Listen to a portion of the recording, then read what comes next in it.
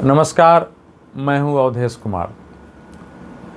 तो मित्रों, आजकल दिल्ली केवल दिल्ली प्रदेश नहीं है, देश भर के लोग एक प्रकार से ऐसा प्रदेश है और ऐसा शहर है जहां संपूर्ण भारत दिखाई पड़ता है। और हो सकता है मैं दिल्ली में बैठा हूं, आप कहीं बिहार में, उत्तर प्रदेश, मध्य प्रदेश, राजस्थान कहीं भी बैठे हों, हो सकता है दक्षिण तमिलनाडु के हों, केरल के हों, इधर पश्चिम में महाराष्ट्र, गुजरात के हों, तब भी आपके कोई न कोई रिश्तेदार यहाँ चल रहे होंगे। अगर उनके वाहन की स्क्रैपिंग हो गई हो 10 साल के डीजल और 15 साल का पेट्रोल, और आपसे फ़ोन पर बात हो रही हो, तो आप भी चिंतित और दुखी होंगे। अगर स्क्रैपिंग नहीं हुई हो और उनकी गाड़ी हो तो आपको भी चिंता होगी कि अब क्या होगा। तो इसीलिए इस समय दिल्ली में जो 1 जुलाई से अभियान चल रहा है कि 10 साल की आयु पूरी करने वाले डीजल वाहन और 15 साल के पेट्रोल वाहन को सड़कों से हटा देना है। और उसके हटाने के लिए बहुत सारे विभाग उसमें लगे हुए हैं। पेट्रोल पंप को ईंधन भरने से मना किया गया है। तो अब होगा क्या, लोग औने पौने दाम में अपनी गाड़ियां बेच रहे हैं। लेकिन उसमें राहत का भी एक समाचार आया है। 2 दिनों तक चल रहे अभियान के बीच जब दिल्ली में हाहाकार मचा है और सभी पार्टियों के अंदर इसका विरोध शुरू हुआ है, तब दिल्ली सरकार के 2 मंत्री, यातायात मंत्री डॉक्टर पंकज चौधरी, पर्यावरण मंत्री मनजिंदर सिंह सिरसा, दोनों ने कल प्रेस कॉन्फ्रेंस किया है और दोनों ने ये कहा है कि हम इसके विरुद्ध कोर्ट में जा रहे हैं। अब कब जाएंगे इसकी घोषणा नहीं की है। मुझे लगता है आज ही जाना चाहिए था, कल भी जा सकते थे। दोनों ने यह कहा कि यह स्थिति इसलिए बनी कि अरविंद केजरीवाल सरकार ने इस पर कोई काम ही नहीं किया। मतलब काम क्या नहीं किया, तो दिल्ली में पॉल्यूशन को नियंत्रण करने के लिए जो कदम उठाए जाने चाहिए थे वो नहीं किया। आप जानते हैं कि national guild tribunal, supreme court, high court बहुत सारे आदेश दिल्ली सरकार को, अरविंद केजरीवाल सरकार को देती रही, किसी आदेश का पालन नहीं हुआ। और इसी सरकार के अंदर दिल्ली दुनिया की सबसे प्रदूषित शहर घोषित हो गई। एक देश तो महाशक्ति बन रहा है और दूसरी ओर उसकी राजधानी ही सब दुनिया में सबसे ज़्यादा प्रदूषित शहर हो गई। और ये रिपोर्ट पढ़ने से सबका सिर शर्म से झुक जाता था, क्योंकि आपने कोई काम नहीं किया।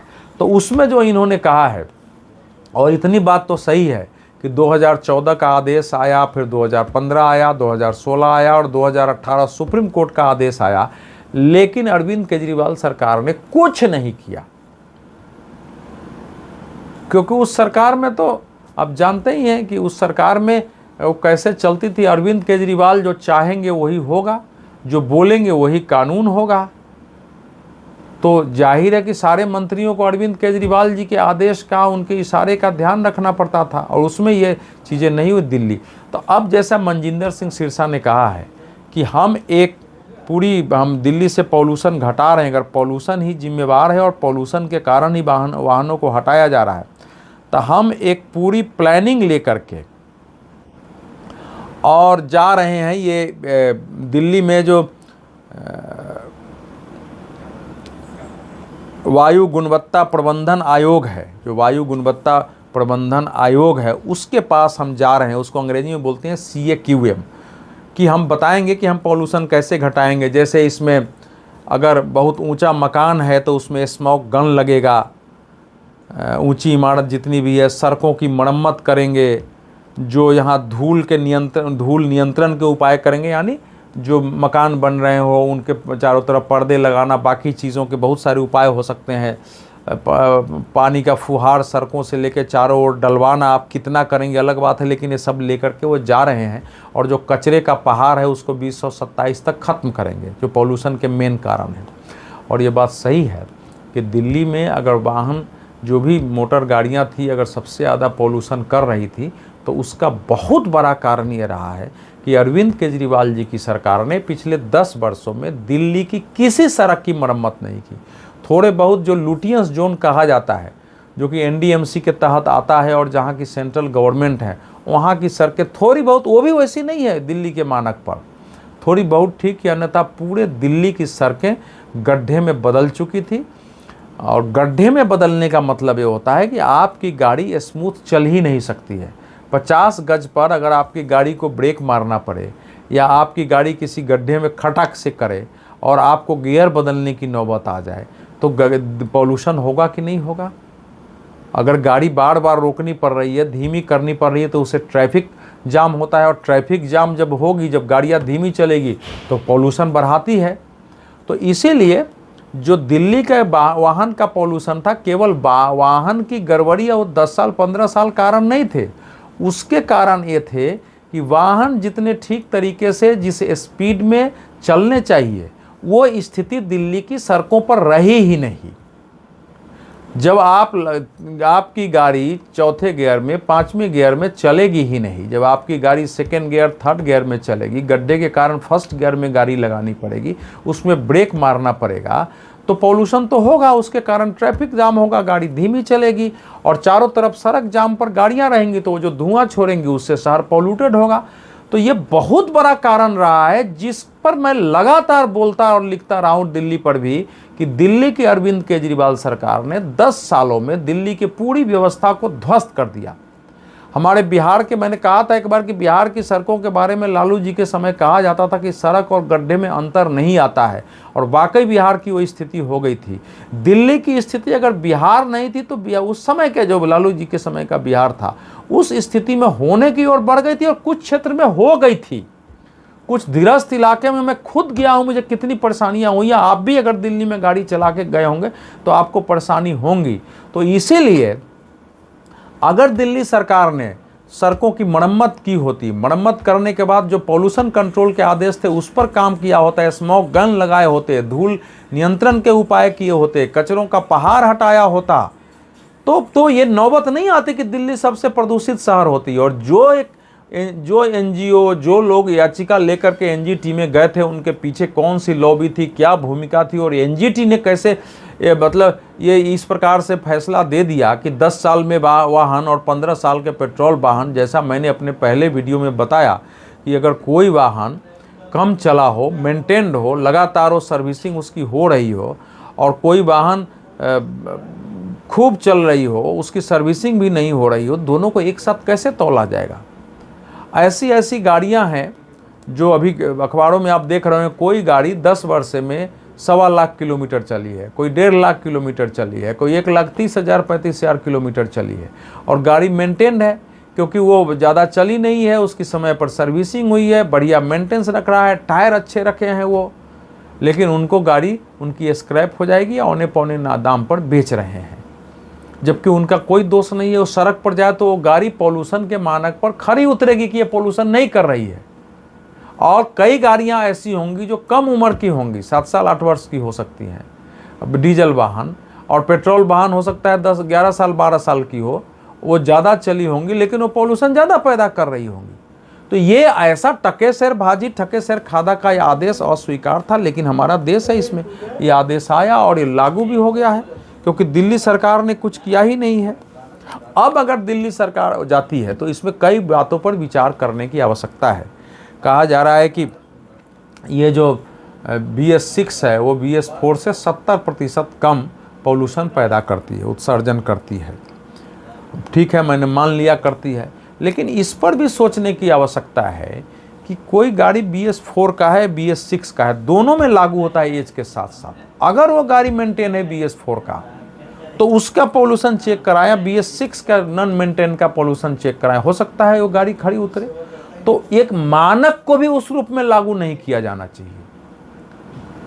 मूल बात यह है कि दिल्ली में आप पॉल्यूशन कंट्रोल के सेंटर में ठीक से उसकी जांच हो जाए, और इसके साथ साथ ये भी है कि इस पर भी विचार करने की ज़रूरत है। केंद्र सरकार विचार करे, सुप्रीम कोर्ट में भी ये मामला जाए।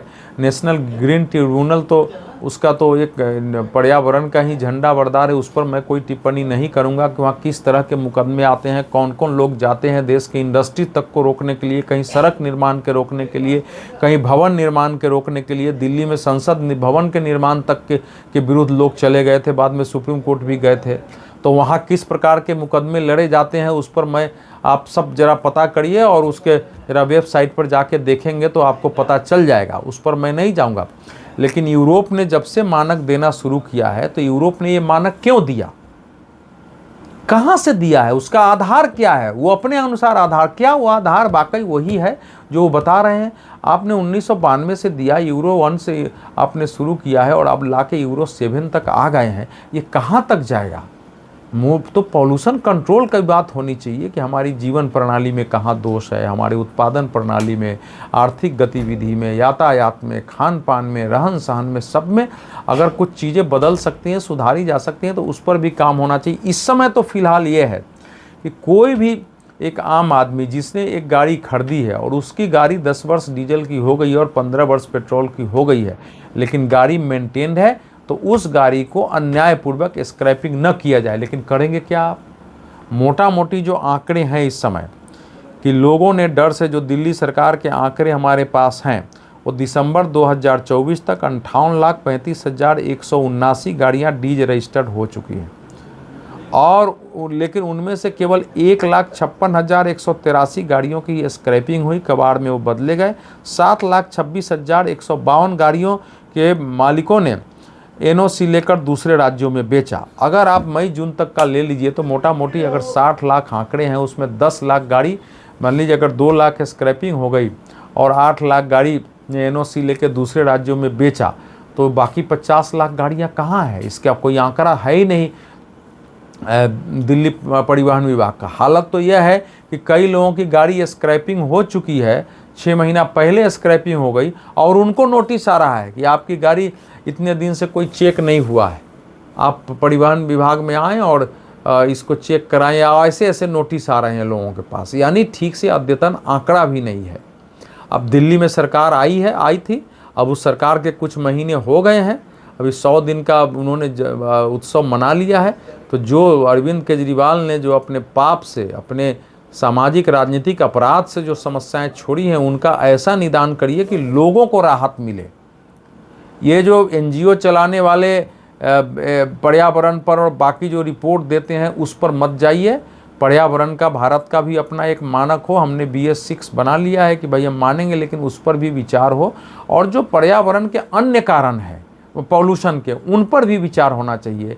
इस समय अब मुझे लगता है कि सरकार अगर कोर्ट में जा रही है तो कोर्ट में कुछ सरकार रूपरेखा लेकर के जाए। ये बात सही है कि हाँ, पॉल्यूशन कंट्रोल के लिए हम इतने कदम उठाएंगे और ठीक से टाइम बाउंड में उठाएंगे तो उसका पॉल्यूशन पर असर पड़ेगा।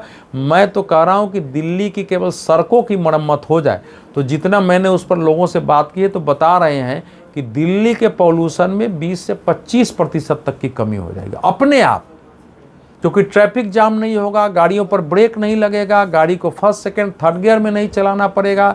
कई बार स्टार्ट करने के लिए एक्सीलेटर जोर से दबाने पड़ते हैं तो उससे धुआं ज़्यादा निकलता है, बहुत सारी समस्याएं उसके कारण होती है। और गाड़ी के मेंटेनेंस कॉस्ट बढ़ते हैं, मैकेनिक्स बढ़ गए हैं। गाड़ियाँ अगर किसी गाड़ी को हम किसी मैकेनिक के पास ले जाते हैं, जितनी बार उसको स्टार्ट करते हैं बंद करते हैं उसको देखने के लिए, वहाँ भी तो पोल्यूशन होता है, टायरों के कारण होता है। ये सारी समस्या एक बड़ी समस्या कारण है, तो वो हो जाएगा। उसके बाद एक मानक जो है दिल्ली सरकार लेके जाए, और मैं समझता हूँ केंद्र सरकार को भी भूमिका निभानी चाहिए कि पूरे देश के लिए अलग अलग जिन राज्यों के पॉल्यूशन की स्थिति है उनके आधार पर कुछ सबके लिए मानक बने और हमारा देश पॉल्यूशन से मुक्त हो। लेकिन ये नहीं होना चाहिए कि टके शेर भाजे टके शेर खाजा की तरह।